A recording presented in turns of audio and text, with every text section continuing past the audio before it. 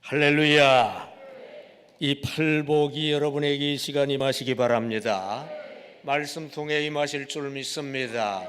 아멘으로 받으시기 바랍니다. 아멘이 믿음이거든요. 아멘으로 믿으면 믿는 자에게 그것이 임하는 줄 믿습니다.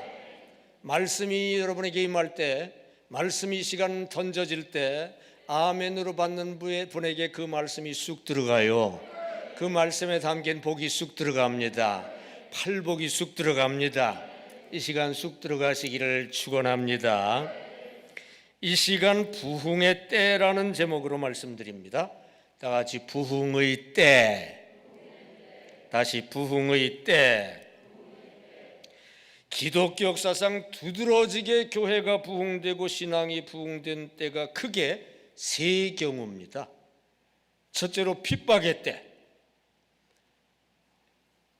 예를 들어서 초대교회 핍박이 엄청나게 임했는데요, 핍박받으면서 부흥됐어요. 기독교 역사상 최대 핍박이 로마 교회에 임했어요. 로마 교회 최대 부흥이 일어나서 로마 제국 전체 국교가 되어버렸어요. 여러분, 핍박의 때는 부흥의 때인 거 아시기를 바랍니다. 그리고 동양에 복음이 전해졌는데 가장 많이 핍박받은 나라가 한국이에요. 조선 말 대원군 때부터 일제시대 공산치하에서 얼마나 핍박을 받고 많이 순교했는지 몰라요. 그런데 동양에서 한국이 교회가 최고로 부흥된 거 아시기 바랍니다. 핍박의 때 부흥되는 거 아시기 바랍니다. 둘째로 가난의 때에 부흥이 돼요. 예를 들어서 초대교회 때 정말로 찢어지게 가난했어요. 그때 엄청나게 부흥됐고요. 한국 6.25 직후 가난과 질병이 너무너무 가득했는데요, 그때부터 한국교회가 부흥되기 시작했어요. 여러분, 가난의 때가 부흥 때인 거 아시기 바랍니다. 그 다음에 세 번째로 범죄의 때가 부흥 때예요. 예를 들어서 예수님 당시 세리된 죄인, 오히려 죄인에게 신앙 부흥이 잘 됐어요. 예수님 따라 다니는 자들 중에 세리 죄인들이 신앙 부흥이 잘 됐어요. 오늘날 마약 등 범죄가 극심한 남미 등 나라가 엄청 부흥이 돼요. 여러분, 범죄가 있는 때에 부흥이 일어난다는 거 아시기를 바랍니다. 왜 그런지 아셔요? 오늘 본문 마태복음 5장 3절 이하에 있는 팔복 원리 때문에 그래요. 팔복 말씀 중 그 원리가 들어있어요. 우선 5장 10절에 보면 의를 위해 박해를 받는 자는 복이 있나니 천국이 그들의 것이며 그랬어요.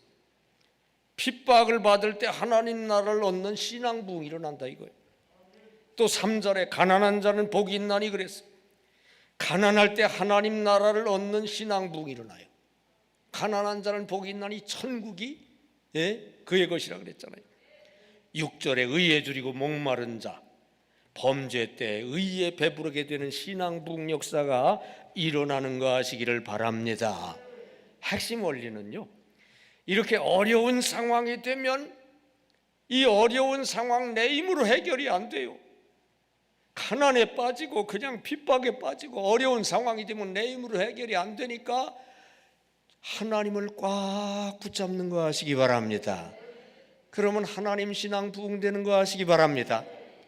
하나님 신앙만 부흥되느냐? 하나님 안에서 어려운 문제도 해결이 됩니다. 이러한 영육 간의 부흥 역사가 여러분에게 임하시기를 축원합니다. 여러분, 크고 작은 어려움이 없는 분은 없어요. 제가 초기에 목회할 때 부임해가지고 대신방을 할 때 교인들한테 기도 제목을 다 써내라고 그랬어요. 기도 제목을 다 써낸 거를 가만히 보니까 비슷비슷해요. 그래가지고 이 분류를 좀 해보자. 분류를 했더니 4가지로 딱 분류가 되더라고요. 제일 많은 게 건강 문제예요. 건강 문제. 그 다음에 생업 문제. 뭐 취직, 그냥 취직하고 또 공부해야 되는 학업 문제, 이게 다 거기에 해당되는 거죠. 그 다음에 세 번째 문제, 불화 문제, 인간관계 문제. 네 번째, 사실은 이게 제일 많은데 신앙 문제, 그냥 성령 충만, 인과 기도 등등. 여하튼 이걸 4대 인생고라고 할 수 있는데요, 크고 작은 어려움이 없는 분은 없어요. 근데 그 어려움을 가지고 내가 씨름한다고 되는 게 아니요, 그 어려움 때문에 주님을 의지해야 될 줄 믿습니다. 주님 붙잡아야 될 줄 믿습니다. 그러면 주님 붙잡는 신앙이 부흥이 될 줄 믿습니다. 어려움이 심할수록 주님을 더 꽉 붙잡고 신앙이 더 크게 부흥되는 거 아시기 바랍니다. 그러다 보면 신앙 부흥 안에서 어려움도 해결되는 거 아시기 바랍니다. 영육 간에 부흥되는 거 아시기 바랍니다. 이 원리대로 하시기 바랍니다. 이 시간 이런 말씀 드릴 때 여러분 신앙이 쑥 올라가게 되시기 바랍니다. 영적 부흥이 이루어지시기 바랍니다. 그 안에서 모든 문제가 또 해결되시기 바랍니다. 첫째로 부흥의 때가 언제냐? 가난 때입니다. 가난 때. 다 같이 가난 극복을 위해 주님을 더욱 모실 때 신앙 부흥이 될 줄로 믿습니다. 그 안에서 가난도 해결되는 거 아시기를 바랍니다. 아까 말씀드린 대로 마태복음 5장 3절에 심령이 가난한 자는 복이 있나니 천국이 그들의 것이며, 그 누가복음 6장 20절 병행절에 보면 조금 달라요. 가난한 자는 복이 있나니 그랬어요. 마태복음 5장 3절에는 심령이 가난한 자는 복이 있나니. 근데 이 같은 말이에요.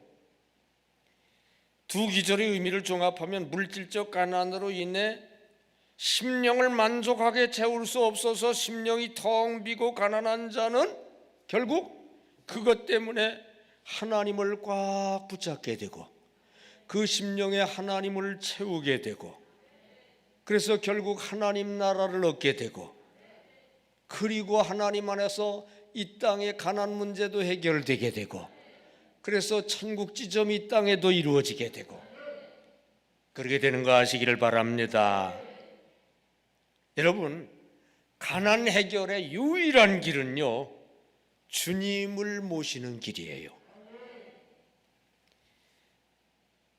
여러분, 인간 창조 때 인간에게 천지 만물을 다 소유하라고 주셨어요. 천지 만물을 다 지으시고 맨 마지막 날 인간을 지으셨어요. 여러분, 천지 만물 엿새 동안 하나님이 창조하셨어요. 첫째 날 뭘 창조하셨죠? 빛이 있으라. 빛이 생겼어요. 둘째 날 뭘 만드셨죠? 하늘과 바다를 만드셨어요. 셋째 날 뭘 만드셨어요? 육지와 산천초목 만드셨어요. 이 세 가지만 알면 나머지는 따라와요. 넷째 날은 첫째 날 만든 빛으로 뭘 만드셨을까요? 해, 달, 별. 그 다음에 둘째 날 만드신 하늘과 바다에다가 다섯째 날 뭘 만드셨을까요? 하늘의 새, 바다의 물고기. 그 다음에 셋째 날 땅과 초목을 만드셨는데 거기에 여섯째 날 뭘 만드셨을까요?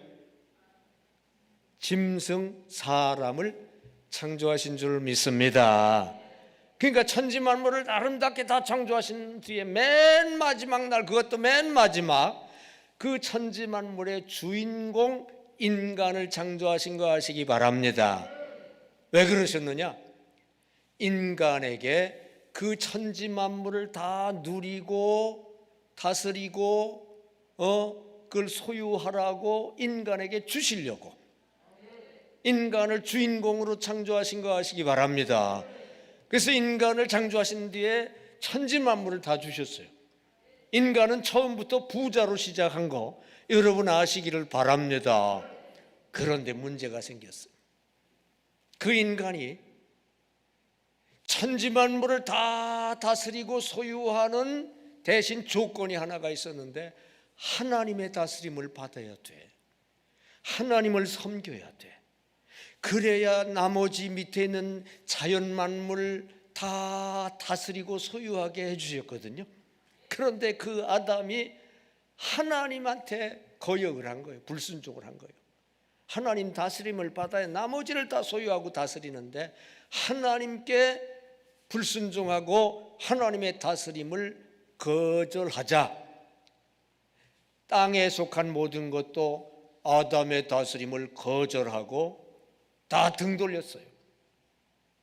그래서 천지만물이 등을 돌려 땅이 소출을 내지 않아 그냥.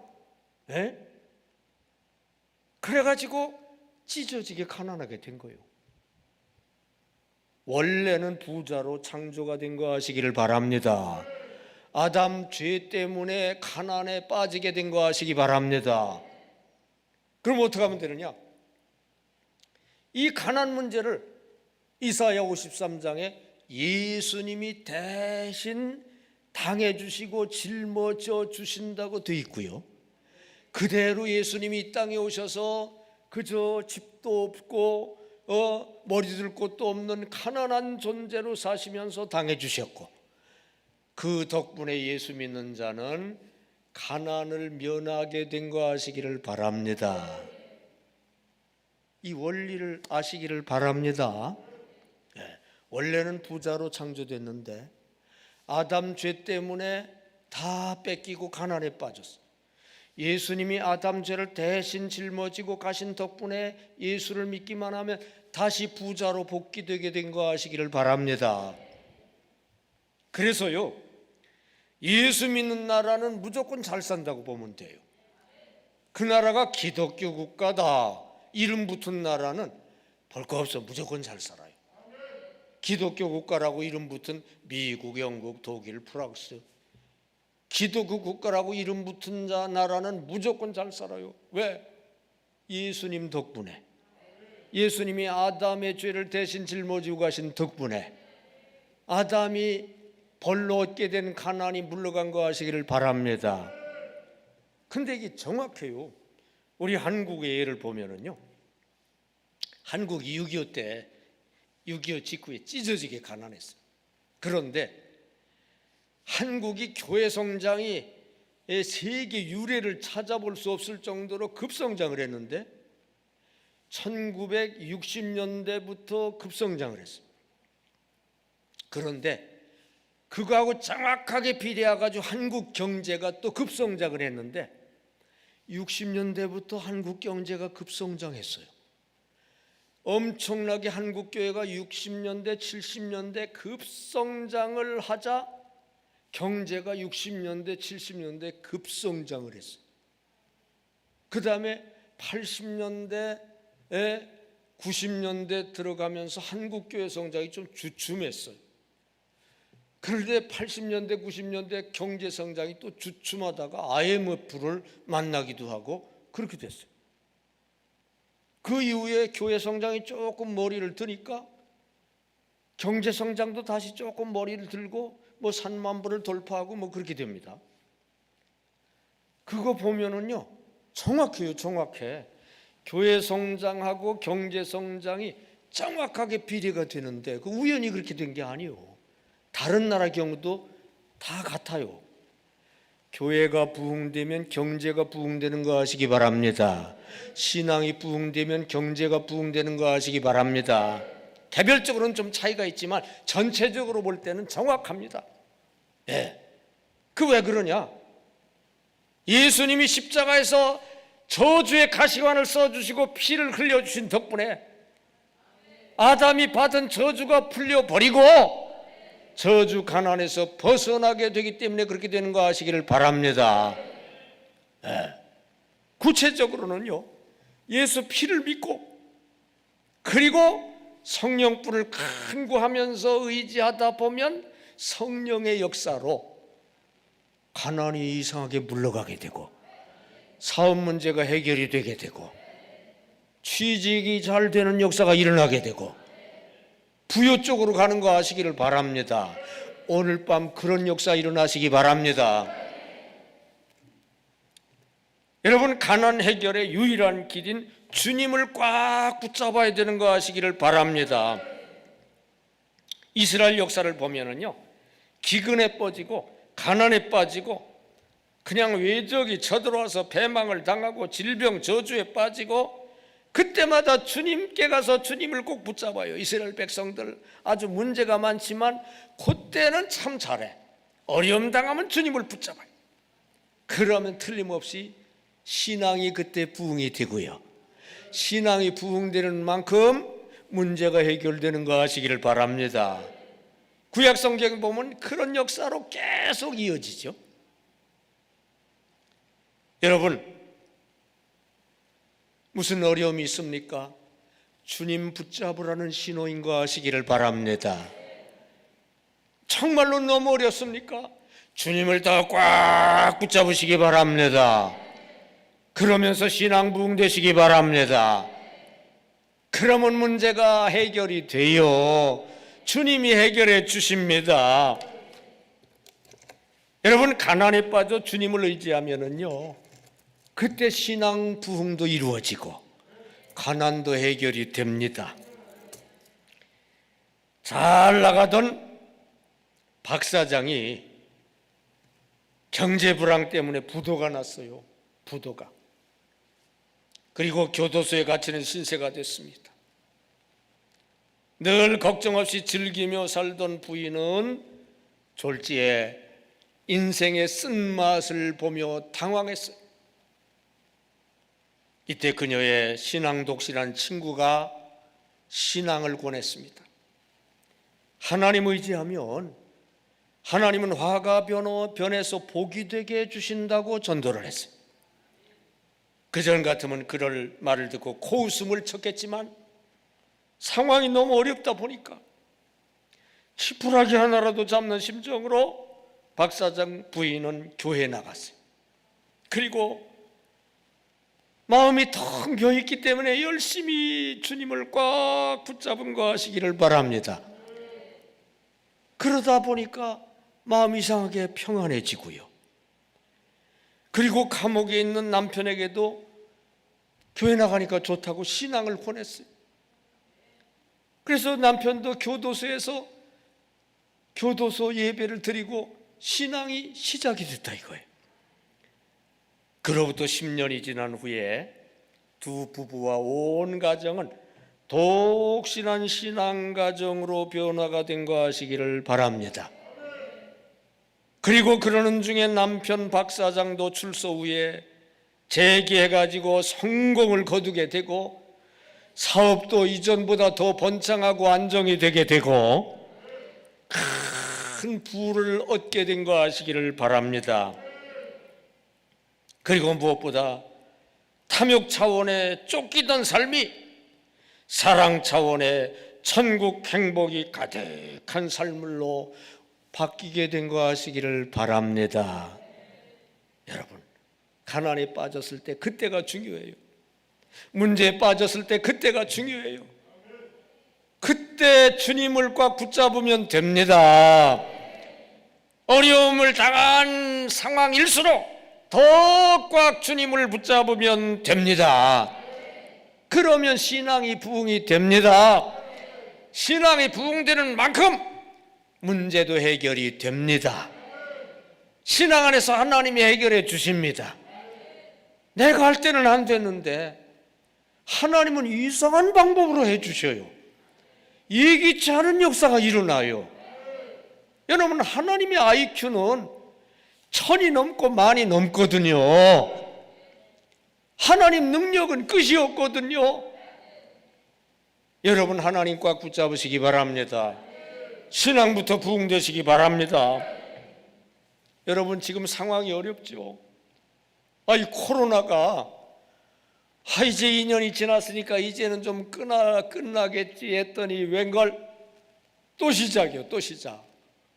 참나, 이 끝이 안 난대요. 끝이 안 난대. 거기다가 이러니까 또 경기가 침체가 되고, 지금 물가가 오르고, 그러면서 그냥 금리를 올리고 그러다 보니까 환율도 오르고 경기가 침체되고 앞으로 더 이상 어떻게 될지 몰라요. 지금 여러 가지 인생 고통이 우리에게 막 위협하면서 달라들고 있어요. 여러분, 이렇게 어려움이 막 중첩되고 어려움이 우리를 위협하고 달라들 때 어떻게 해야 됩니까? 낙심하고 주저앉아야 돼요? 에라이 하고 자살해야 돼요? 어떻게 해야 돼? 주님 꽉 붙잡으면 될 줄 믿습니다. 어려움이 주어지면 주님 붙잡으라는 신호인 거 아시기 바랍니다. 꽉 붙잡아야 돼요. 꽉 붙잡아야 돼요. 더 꽉 붙잡아야 돼요. 요즘요 기도들이 너무 약해. 옛날에는요 통성기도를 시켜보면 그냥 펄펄 끓어서 별펄 끓었어. 왜 그렇게 기도가 약해졌느냐? 등 따시고 배불러서 그래요. 등 따시고 배부르면은요 갈급하지가 않아. 네. 그래서 오히려 좀 어려운 것이 신앙적으로는 약이 된다니까. 여러분, 조금 어려운 문제가 있습니까? 주님 그만큼 더 꽉 붙잡으시기 바랍니다. 더욱더욱 붙잡으시기 바랍니다. 아, 옛날이여, 그런 노래가 있죠. 저 마산에 가서 마산 학생교회 부흥회를 제가 인도하고 있는데 거기 목사님들이 모여가지고 식사를 하는데 구동태 목사님, 여러분 구동태 목사님 아시는 분 아멘 해보시. 네, 별로 모르시네. 유명한 부흥사인데 그 목사님이 그러셔. 옛날이 그립다고. 옛날에는요 기도만 시키면 펄펄 끓었고요, 찬송을 시키면 그냥 펄펄 끓었고요. 대단했어. 요즘 많이 식어서 다시 올라가야 돼. 다시 올라가시기를 바랍니다. 다시 뜨거워지시기 바랍니다. 주님을 그냥 슬쩍 붙잡지 말고 꽉 붙잡으시기 바랍니다. 야곱이 천사를 꽉 붙잡고 안 놓아주겠다고 했듯이 여러분도 그렇게 붙잡으시기 바랍니다. 그러면은요 주님도 여러분을 꽉 붙잡아 주셔요. 큰 손으로 해결해 주셔요. 여러분이 먼저 꽉 붙잡아야 돼요. 꽉 붙잡으시기 바랍니다. 금식으로 붙잡으시기 바랍니다. 철야로 붙잡으시기 바랍니다. 기도할 때도요 소리를 좀 더 세게 내가지고 뜨겁게 기도해야 돼요. 사형제 기도를 해야 돼요. 여러분, 사형제 기도가 뭔지 아세요? 그냥 기도에 몰입해가지고 정신없이 뜨겁게 기도하다 보면 첫째 장형 땀방울이 위에서 흘러내려오기 시작해요. 더 뜨겁게 기도하다 보면 둘째 형 눈물방울이 눈에서 흘러내려오기 시작해요. 더 세게 기도하다 보면 나도 모르게 콧물도 흘러내려와요. 더 기도하다 보면 마지막 사형의 넷째 막내 침물까지 막 흘러내려와요. 온 얼굴이 그냥 땀방울에 눈물방울에 콧물방울에 침물방울에 범벅이. 그것도 몰라. 그렇게 주님을 꽉 붙잡아야 될 줄로 믿습니다. 그러면 역사가 일어나요. 역사가 일어나. 주님도 꽉 붙잡아 주셔요. 다 해결됩니다. 신앙이 부흥되면서 문제가 해결이 됩니다. 여러분 그렇게 되시기를 축원합니다. 자, 둘째로 부흥의 때는 언제냐? 범죄 때입니다. 범죄 때. 다 같이 범죄. 범죄가 임하면은요, 범죄라는 게 이게 좋은 게 아니거든. 죄 짓는 자체가 이게 안 좋은 거고요. 죄의 결과가 진짜 안 좋은 거고. 그래서 그걸 피하고 싶어. 근데 범죄하고 정반대쪽에 계신 분이 주님이요. 그래서 범죄 가운데 푹 빠지게 되면 주님을 바라보게 되고요, 주님을 꽉 붙잡게 될 줄로 믿습니다. 그래서 범죄와 주님 이 사이에서 또 왔다 갔다 하는 분이 있어요. 여러분, 옛날 깡패대장 조양은 혹시 아시는 분 아멘 해보세요. 뭐 모르는 척해요. 유명한 깡패. 이분이 왔다 갔다 했어요. 범죄에 빠져 있다가 반대쪽에 있는 주님을 꽉 붙잡고 교도소에서 나올 때는 성경책을 꼭 끼고 나와요. 이렇게. 그것도 목사님 같이 이렇게. 근데 얼마 후에 뉴스를 보면 또 범죄 저질러가지고 또 들어갔다 이거요. 아이고, 실망이 돼. 근데 얼마 후에 또 성경책을 꼭 끼고서 나와요. 그래가지고 영화도 나왔잖아요. 그 영화 나와서 제가 영화도 봤는데 아주 멋진 영화인데, 거기서 끝나는 줄 알았더니 또 들어가. 몇 번 그랬어요. 그리고 지금은 결국 선교사로 아프리카에 가서 선교 사업도 하고 그러고 있다고 그래요. 이게 완전히 죄하고 주님하고는 양극이 양극. 그래서 죄에 빠진 자는 주님을 바라보고, 그러다가 또 죄에 빠지면 또 주님을 바라보고. 근데 조양은 씨가 주님을 더 꽉 붙잡고 놓치지 말았어야 되는데 이걸 또 놨던 거예요. 여러분은 놓치지 말고 꽉 붙잡으시기 바랍니다. 죄악 중에 있다면 주님을 향하여 달려가 꽉 붙잡고서 놓지 마시기를 바랍니다. 여러분, 범죄 해결의 유일한 길은 주님밖에 없어요. 예수 십자가 피밖에 죄 해결하여 주는 길은 없는 거 아시기 바랍니다. 인간의 힘으로는 죄가 해결이 안 돼요. 구약 시절 내내 인간의 힘으로 율법을 지켜서 죄를 해결하려고 했는데 실패했어요. 결국 실패하고 쫄딱 망하고 바벨론에게 망하고 끝났어요. 인간 힘으로 안 돼요. 여러분, 고염나무가 자기 힘으로 애를 쓰면 혹시 감열매를 맺을 수가 있을까요? 없을까요? 아니, 아주 특수 재배를 하는 거예요. 고염나무를 아주 그냥 영양도 공급하고 그냥 비료도 최고급으로 정성스럽게 경작을 하고 가끔 붙들고 기도도 하고, 그러면 혹시 고염나무에서 감열매가 맺힐 수 있을까요? 없을까요? 없어요. 안 돼요. 감열매 맺는 길은 일단 잘라야 돼. 그리고 감나무접을 붙이면 될 줄로 믿습니다. 마찬가지예요. 언제 뿌려서 난 인간이 스스로 인간 힘으로 애를 쓴다고 의의 열매를 맺을 수 없어요. 의의 열매를 맺을 수 있는 길은 회개하고 잘라야 돼. 그리고 예수 믿고 예수접을 붙여야 돼. 그러면 예수 열매, 의의 열매가 거기서 이루어지는 줄 믿습니다. 예수밖에 없는 줄 믿습니다. 죄 해결하는 길은 예수밖에 없어요.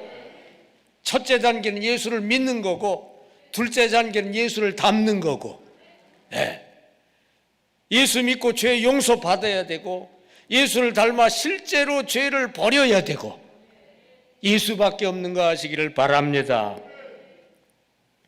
그래서 죄 가운데 빠진 자는 예수님 꽉 붙잡아야 돼. 그러면은 죄가 거기서 해결이 돼요. 그 다음에 죄가 해결이 되면 죄 때문에 생긴 여러 가지 안 좋은 것들이 해결되는 거 아시기를 바랍니다.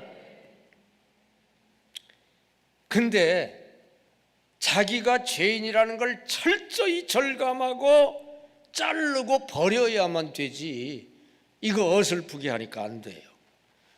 바리새인과 세리가 성전에 가서 기도합니다. 바리새인이 기도합니다.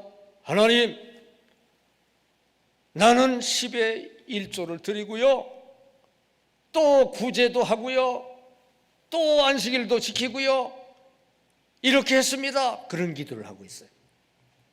한편에서 그 옆에서 세리는 감히 고개를 들지 못하고, 주님, 저는 죄인이로소이다, 고개를 못 들고 죄만 고백하고 있어요. 예수님이 뭐라고 하셨습니까? 이 둘 중에 의롭다함을 받은 자는 바리새인이 아니라 세리 죄인이었느니라. 여러분, 바리새인과 세리, 인간이 볼 때는 엄청나게 의롭고 엄청나게 죄가 많은 것 같지만 하나님 보실 때는요, 도찐개찐이에요. 큰 차이 없어요. 우리가 옆에서 보면 아우 저 사람 키가 엄청 크네, 아이고 작네, 이게 보이지만 옥상 위에서 밑에 걸어가는 사람들 보세요. 누가 큰가? 똑같아. 옥상에서 내려다보면 팔다리만 앞으로 왔다 갔다 하는 것만 보이지 키는 똑같아. 하나님 보실 때는 도찐개찐이요. 뭐 조금 의롭다고 그냥 목에다 힘을 주고 그럴 거 없어요. 바리새인은 엄청 의로웠죠. 율법 철저히 지키고 율법 플러스 알파를 지키고 열심히 했어요. 근데 예수님이 가만히 내려다보니까 그 마음속은 오히려 더 욕심이 가득하고 더 이기적이야. 그러니까 율법 지켜서 자기가 의로워지려는 그 욕심뿐이야. 인정받고 싶은 욕심. 그래가지고 사거리에서 손을 들고 기도하면서 믿음 좋다는 소리 들으려는 욕심. 구제 받으시오 술에 구제품을 싣고 구제하면서 신앙 좋다고 인정받으려는 욕심. 얼굴에 회치를 하고 금식을 하면서 창백하다고 금식하는 신앙 좋은 사람이라고 인정받으려는 욕심. 욕심이 더 강한 거예요. 오히려 더 악한 거예요. 그래서 예수님이 엄청 책망하셨어요. 여러분, 인간 힘으로 의의를 이룰 수 없어요. 오직 예수밖에 없는 줄 믿습니다. 예수 십자가 대속을 믿어야 될 줄 믿습니다. 예수 십자가 대속을 믿는 자, 피를 믿는 자에게 피를 믿고 죄사함 받으면 더러운 죄가 사해지면 거룩한 성령이 임하거든요. 거룩한 성령을 모셔 임하면 거룩한 성령이 우리 속에 들어와서 우리의 죄성을 녹여 없애기 시작을 해요. 그래서 성화가 되기 시작을 해요. 실제로 이루어지게 됩니다. 결국 그 코스예요. 예수 피, 성령 불 코스를 통해서 실제로 의로워지는 역사가 일어나는 거 아시기 바랍니다. 내 힘으로는 안 돼요. 고용나고 애쓴다고 되나요? 안 돼. 철저히 잘라버리고 회개하고 내 힘으로 안 된다고 철저히 인정하고 예수님 믿고 영접해야 됩니다. 예수형 성령을 의지하며 살아야 됩니다. 그래야 의 가운데로 가게 됩니다. 그리고 의 가운데로 가게 되면요, 의의 결과인 복이 주어지게 돼요. 여러분, 복은 의론자에게 주어지게 돼 있어요. 이건 하나님이 정하신 기본 원칙, 상선벌악의 원칙 때문에 그래요. 여러분, 상선벌악의 원칙은 이 세상 운행의 기본 원칙이요. 불신자들도 알아요. 그래서 불신자들이 쓴 문학작품, 소설이나 무슨 연극이나 영화나 드라마나 이 작품들 보면 상선벌악의 기본 원칙대로 돌아갑니다. 악역이 나와가지고 악한 짓을 막 해요.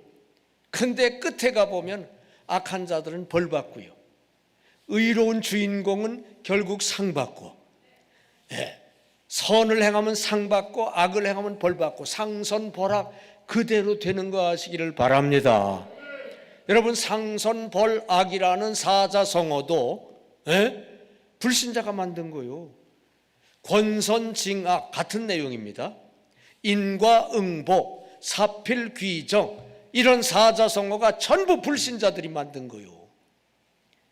이 세상 하나님이 운행하시는 원리가 그것인 것을 불신자도 아니까 불신자도 알 정도로 하나님이 그렇게 인도하시거든요.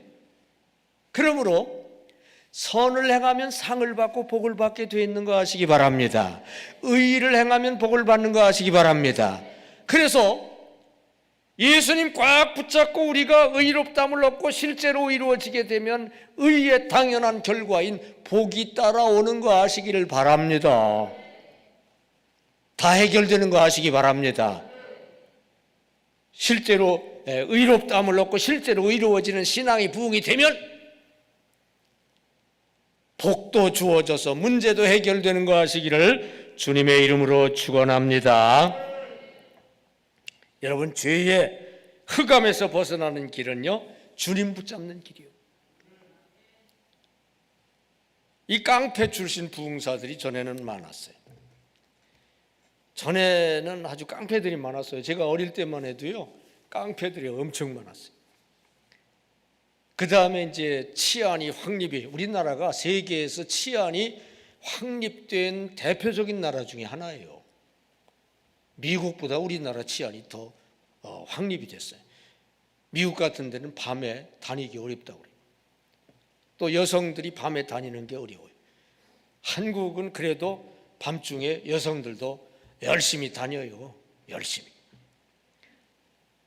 어딜 그렇게 열심히 다니는지는 몰라. 안전하다는 거예요. 네. 요즘은 그래요. 근데 옛날엔 깡패가 많았어요. 그러다 보니까 깡패 출신 부흥사가 많았어요. 근데요, 죄가 많은 곳에 은혜도 많은 거 아시기 바랍니다.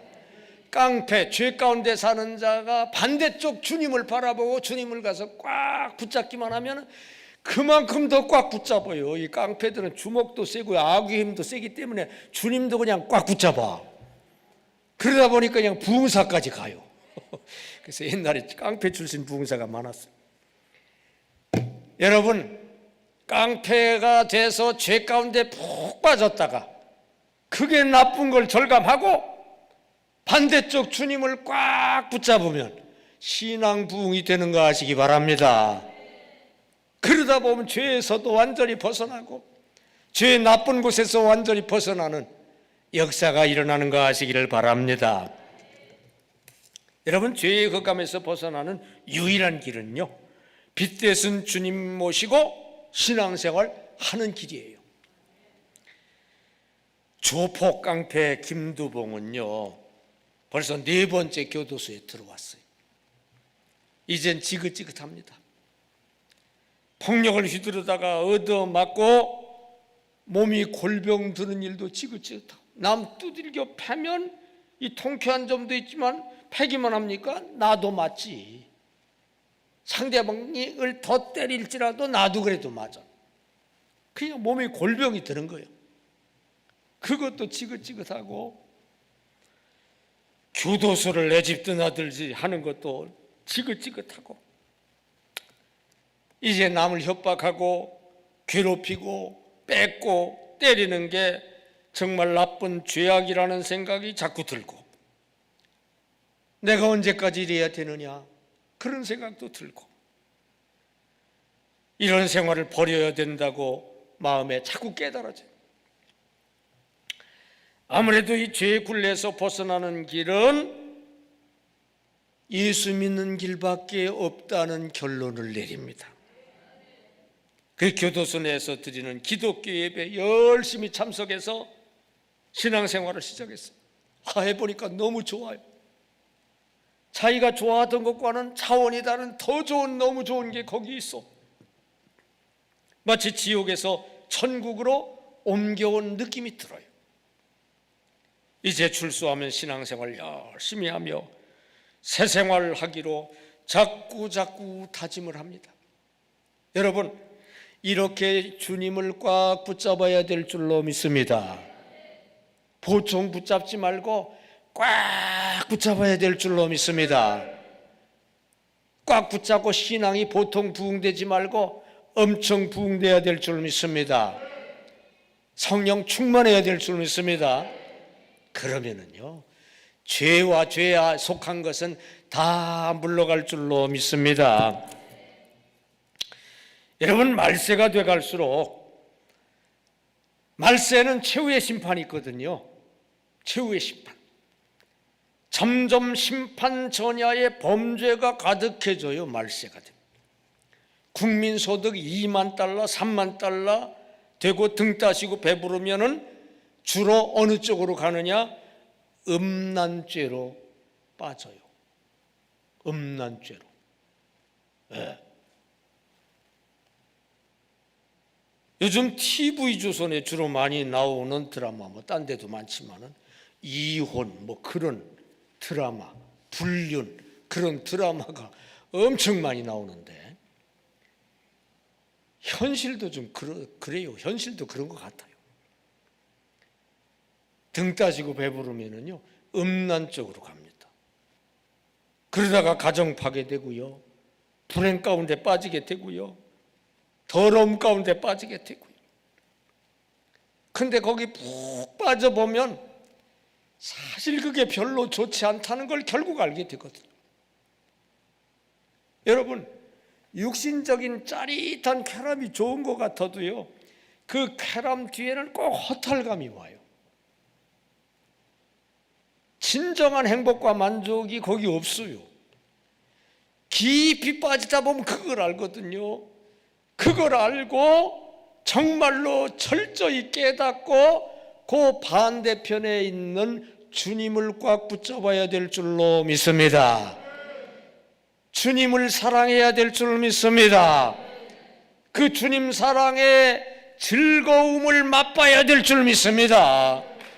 여러분, 음란의 즐거움과는 비교될 수 없는 주님과의 사랑의 깊은 즐거움 가운데로 들어가시기를 바랍니다. 최근에 제가 시를 청년 시절부터 졌지만 요즘 시를 좀 짓는데, 매주 한 편씩 좀 짓는데, 최근에 한 10편 진 걸 보니까 전부 다 주님 사랑에 대한 시밖에 없더라고. 그렇게 쓰려고 한 게 아닌데, 네. 여러분, 주님 사랑에 더 몰두하게 되시기를 축원합니다. 거기에 진정한 기쁨이 있는 거 아시기 바랍니다.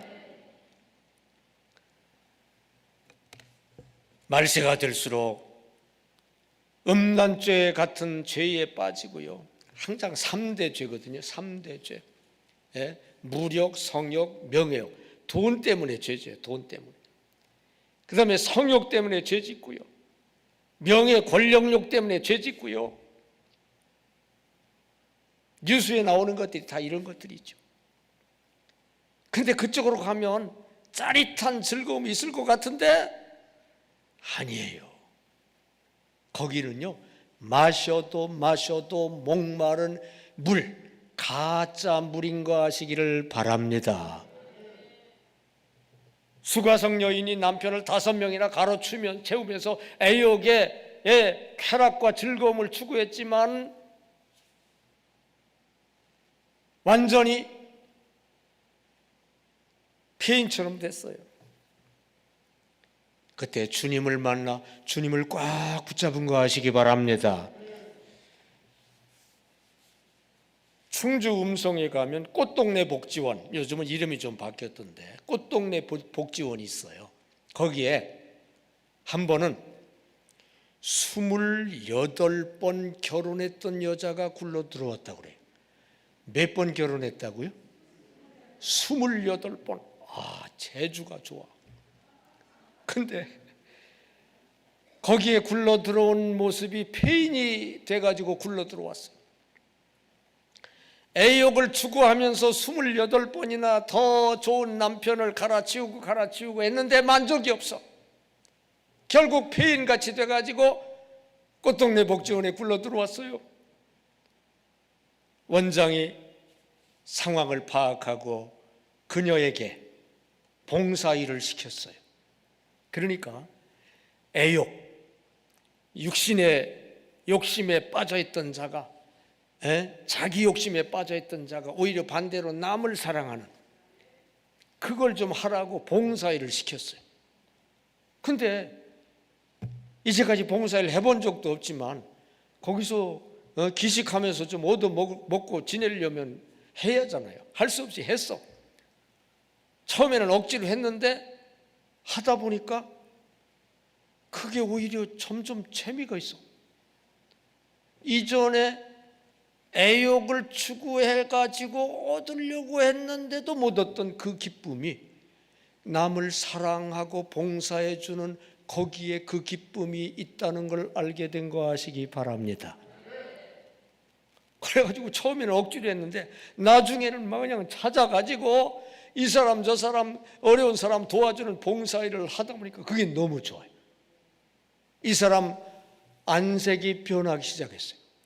죽을 맛이 돼가지고 그런 얼굴로 온 여자가 얼굴에 빛이 나기 시작하고 얼굴에 기쁨이 도단하기 시작을 하고 완전히 바뀌기 시작을 했어요.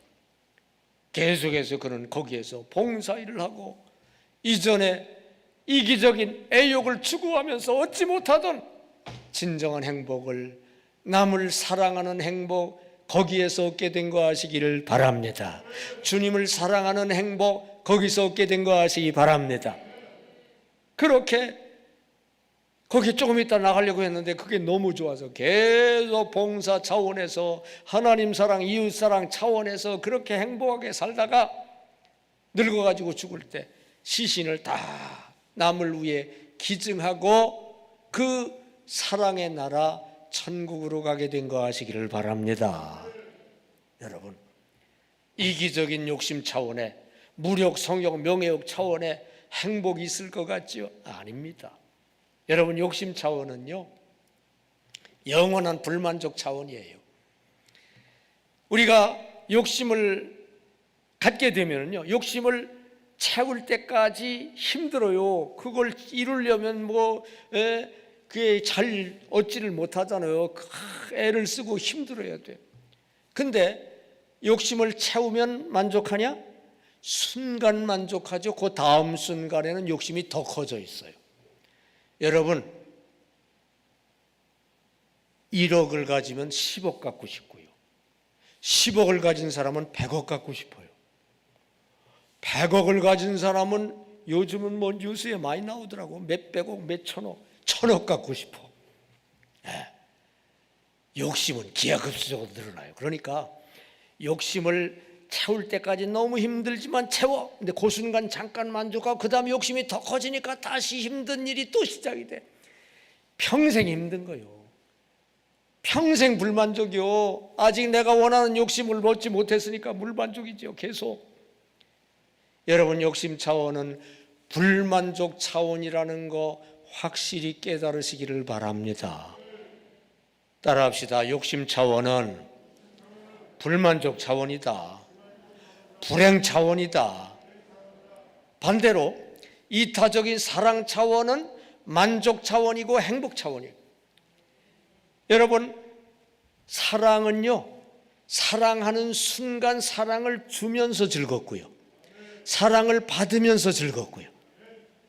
욕심을 채울 때까지 힘든 게 아니요, 사랑하는 그 순간부터 즐거워.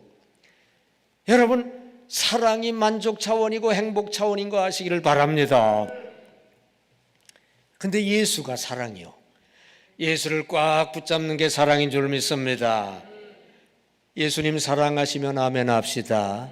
주님 사랑하면 아멘 합시다. 하나님 사랑하면 아멘 합시다. 여러분, 욕심 차원이 아니라 사랑 차원에서 주님 꽉 붙잡으시기를 바랍니다. 그러면은요 그렇게 신앙이 부흥되는 중에 이 문제도 해결이 되고요, 해결이 돼도 거기에 사로잡히지 않아요. 그걸 내가 지배하지. 이런 삶을 살게 되시기를 축원합니다. 자, 세 번째로 부흥의 때는 언제냐? 핍박 때입니다. 다 같이 핍박. 핍박을 무릅쓰고 주님 꽉 붙잡고 모실 때 신앙이 부흥되는 거 아시기 바랍니다. 그러면서 핍박도 해결되는 거 아시기 바랍니다. 오늘 본문 마태복음 5장 10절에 마태복음 5장 10절에 의를 위하여 핍박을 받는 자는 복이 있나니 천국에 그들의 것임이라. 신앙의 의를 지키려다가 핍박을 받을 때 보통 일시적 육신 고통을 면하는 것보다 영원한 영생 복락이 더 소중함을 다 알기 때문에 육신 고통 무릅쓰고 영생 지키기 위해 주님께 더 다가가 주님을 더 꼭 붙잡는 신앙 부흥이 일어나는 거 아시기를 바랍니다.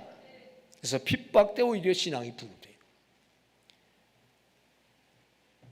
핍박 해결의 유일한 길인 주님을 꽉 붙잡고 모실 때 신앙이 부흥되고 핍박도 해결이 돼요. 혹시 핍박에서 순교를 당할지 몰라도 죽어도 오히려 사는 거 하시기 바랍니다. 더 확실히 영생하는 거 하시기 바랍니다. 예루살렘 교회 핍박 가하면은 교회가 다 없어질 줄 알았어요. 근데 예루살렘 교회가 핍박됐기 때문에 기독교가 유대인의 종교에 머물지 않고 세계 종교로 부흥된 거 아시기를 바랍니다. 로마 교회 핍박하면은 교회가 없어질 줄 알았는데 핍박 때 오히려 주님 더 꽉 붙잡고 목숨 걸고 붙잡고 교회가 엄청 부흥돼 가지고 국교가 돼버린 거 아시기를 바랍니다. 성지순례 때 로마 지하 묘소 카타콤이라고 하죠. 카타콤 거기에 가봤는데 여러분 성지순례 통해서 카타콤 가보신 분 아멘 해보세요. 네, 가보신 분이 들어있죠. 거기 로마 그 토질이요 특수 토질이에요. 손으로 파도 파지는 아주 연약한 토질인데 한번 파지면 콘크리트가 돼버리는 거예요. 그래가지고 그 지하로 파고 들어가는데 이리저리 그냥 미로가 되듯이 파고 들어가요. 거기 가서 숨는 거예요. 핍박 때 거기 아주 쾌쾌하고 아주 음산하고 환경이지만 그래도 신앙 지키기 위해서 들어가서 숨는 거예요. 로마 병사들을 보내는 거예요. 로마 병사가 들어가가지고 붙잡아 오는 게 아니라 되잡혀 가다가 그냥 길을 잃어가지고 나올 길이 없어. 그러다가 거기 들어있던 교인들한테 전도를 받아가지고 그도 신자가 돼버리는 거예요. 이게 해결할 길이 없어. 그냥 어쩔 수가 없어. 그래가지고 오히려 핍박 때문에 지하 교회가 그냥 거대한 교회가 되고 오히려 믿는 자가 더 많아지고 전체적으로 믿는 자가 많아지니까 안 되겠다. 차라리 정책상 국교로 만들어야 되겠다. 그래가지고 국교가 된 거 아시기를 바랍니다. 핍박 때문에 그렇게 된 거예요. 여러분 핍박을 당하게 되면은요 양단 간에 결정해야 되거든요. 육신적인 목숨을 그냥 부지하느냐 영생을 얻느냐 양단 간에 결정해야 돼요. 이쪽 육신적 욕심을 원하고 예수를 부여하면 영생을 잃는 거예요. 영생을 얻으려면 이거 육신적 목숨이라도 포기해야 되는 거예요. 둘 중에 하나 선택해야 돼요. 이 양단 간에 하나 선택해야 되는 상황이거든요. 둘 다 선택할 수는 없어요. 근데 여러분 믿음이 어느 정도라도 있는 사람이라면 육신 목숨이 소중해요? 영원 목숨이 소중해요? 영원 목숨이 소중하죠. 말할 것이 없죠. 그래서 이 상황이 되면 양단 간에 선택해야 될 그런 상황이 되면 대부분 영생을 선택해요. 오히려 신앙이 좀 뜨뜻미지근하던 사람들을 더 꽉 붙잡아. 더 꽉 붙잡기 때문에 신앙이 더 부흥돼. 그래서 핍박 때 오히려 부흥되는 거 아시기를 바랍니다. 인도가 핍박이 있는 나라인데요. 인도의 남쪽은 그래도 핍박이 별로 없어요. 남쪽은 복음화가 많이 돼 있어요. 예수님 12제자 중에 도마가 인도에 가서 선교하다가 거기서 순교했다고 그래요. 가보니까 그 기념교회도 있더라고요. 순교한 자리라고 하는 거기도 있더라고요. 그래서 남쪽은 벵갈로라든지 그 남쪽은요 그래도 교인들이 꽤 있어요.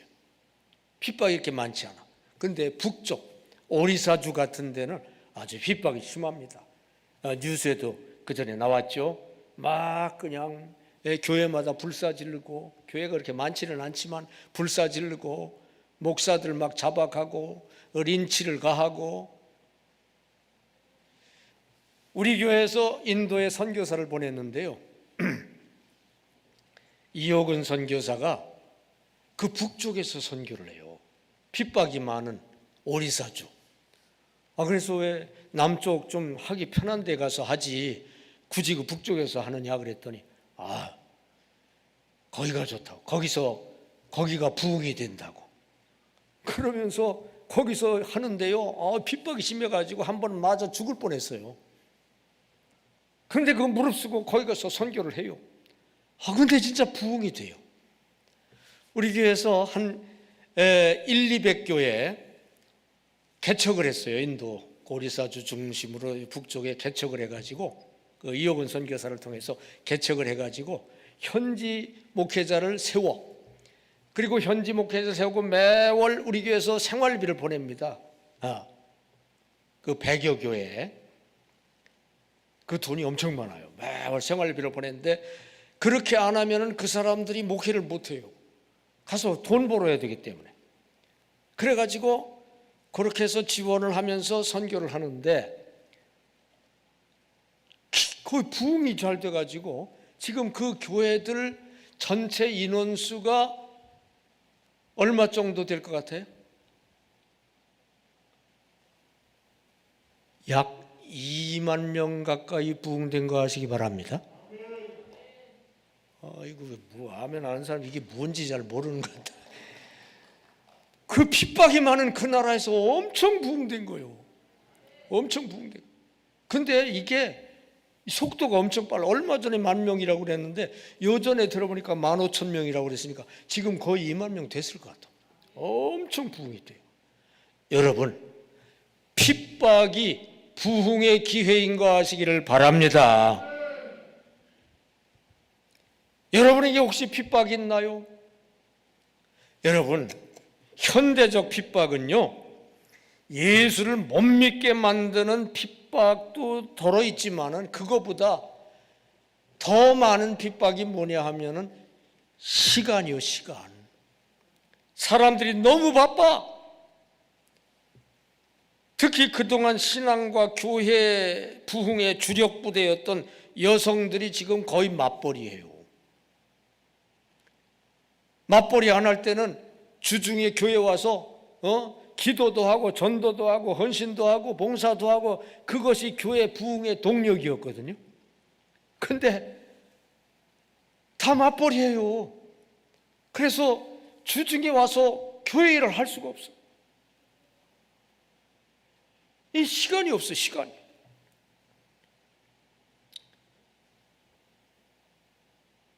자녀들은 공부하느라고 시간이 없어.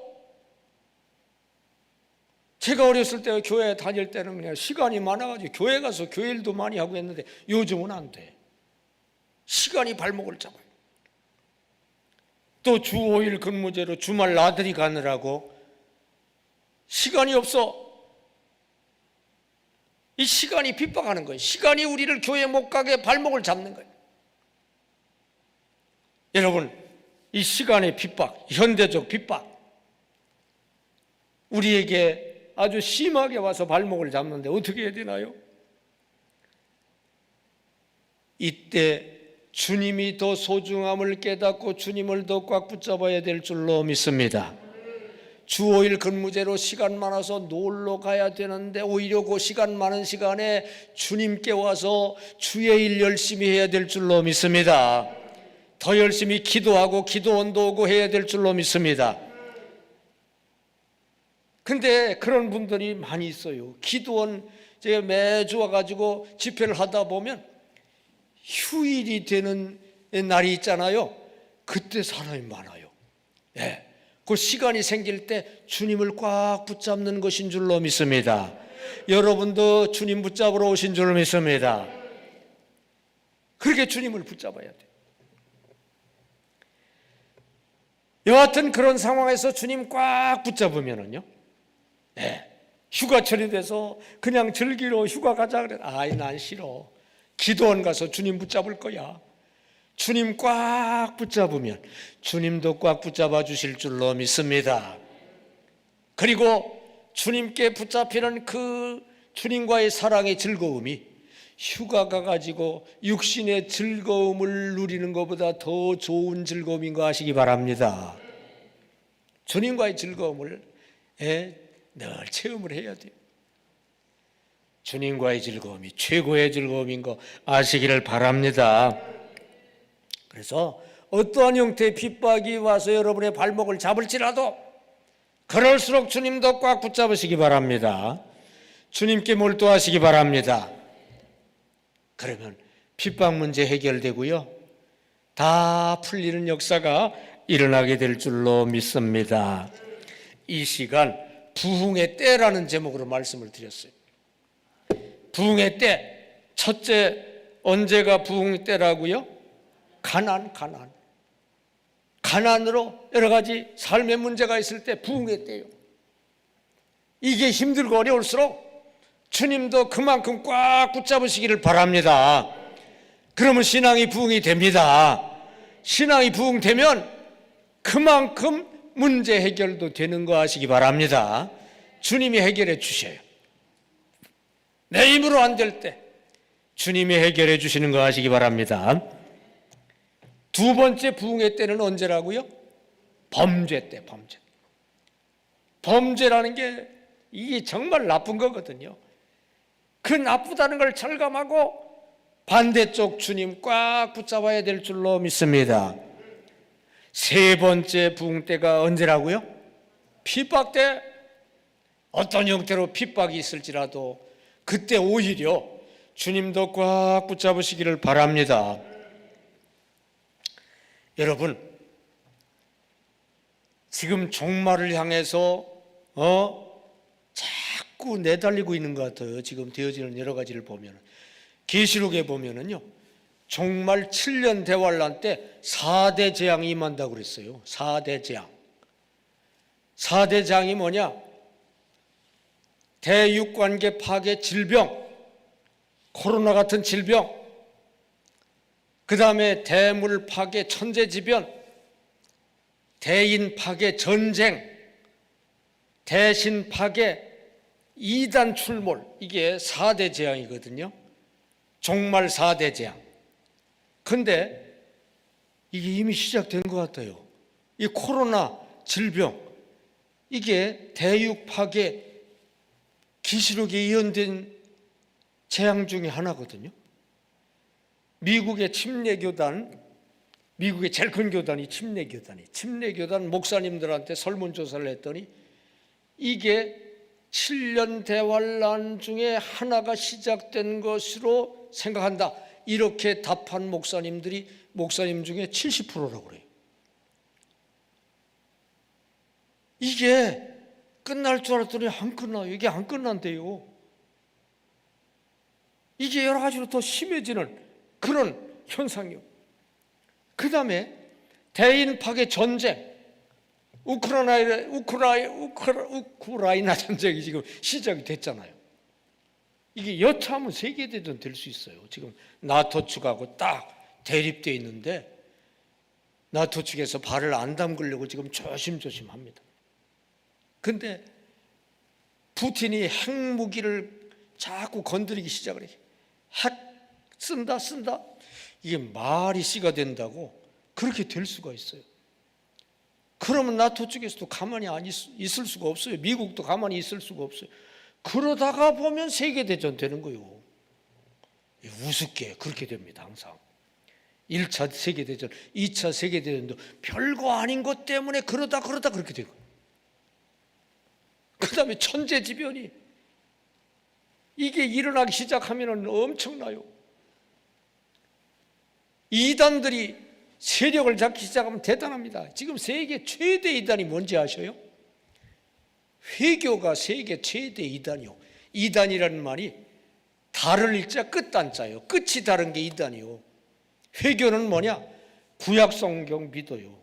신약 성경도 믿어요. 거기다가 코란까지 믿어요. 잘 나가다가 3000% 빠진 거예요.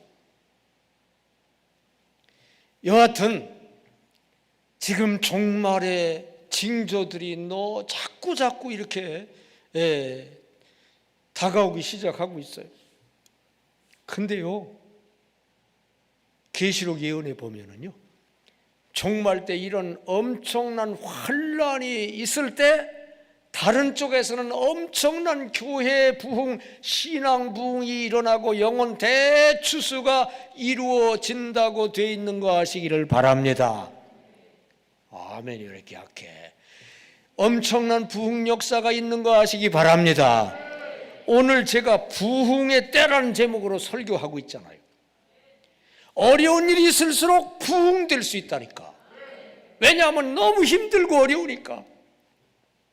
4대 재앙으로 너무 힘들고 어려우면 그걸 피할 유일한 길은 하나님밖에 없다 이거예요. 어려울수록 하나님께로 향하게 돼 있고 하나님만 꽉 붙잡으면은요 4대 재앙이 우리를 어떻게 하지를 못합니다. 코로나가 우리를 어떻게 하지 못해요. 하나님만 꽉 붙잡으면 돼요. 여러분, 앞으로 7년 대환란 4대 재앙이 어떻게 우리를 옥죄할지 몰라요. 그래도 걱정하지 마세요. 어려울수록 주님 꽉 붙잡으면 됩니다. 그러면 거기에 대붕 역사가 일어나요. 대붕과 함께 안전이 주어집니다. 계시록 예언에 보면 피신처를 주신다고 그랬어요. 피난처가 있다고 그랬어요. 주님이 피난처예요. 여러분, 이 세상 어떻게 될지 몰라요. 여러분의 삶에 어떤 어려움이 주어질지 몰라요. 어떤 가난이, 어떤 핍박이, 어떤 범죄가, 어떤 고통이 말지 몰라요.